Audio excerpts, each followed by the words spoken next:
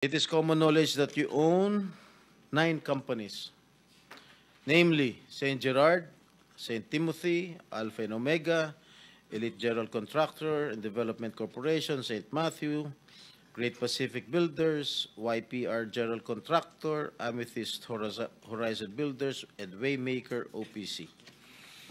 Am I correct?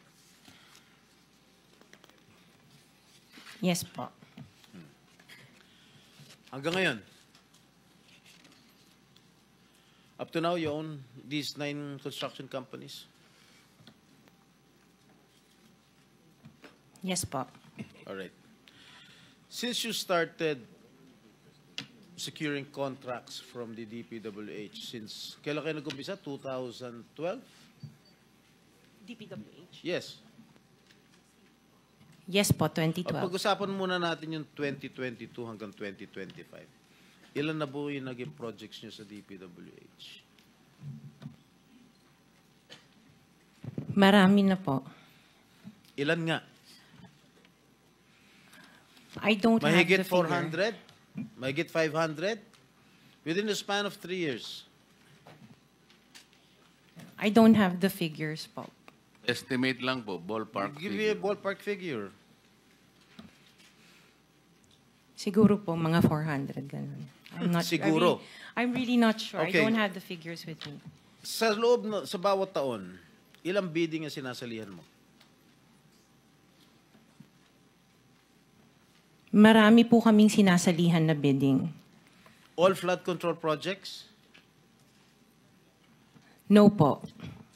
Ano pa yung mga projects? Buildings, kalsada, Nationwide or only in Metro Manila? nationwide po. Nationwide. All right. Pero yung bulk ng mga projects na award sa ng DPWH, mostly sa Metro Manila. Am I correct? Hindi po, sa probinsya po. Sa iba-ibang lugar. No, the bulk of your contracts. Here in Metro Manila? No po, outside Metro Manila ang marami. Where outside? Where outside of Metro Manila? We have in Romblon, Cebu, Bohol, Bacolod, Zamboanga. Hindi naman po kami namimili ng lugar. Migos Project? Wala po. Sigurado ka? Opo, Kaya definitely. ka dahil pag meron kami ma-discover na may ghost project, pakukulong kita rito. Minimum totoo.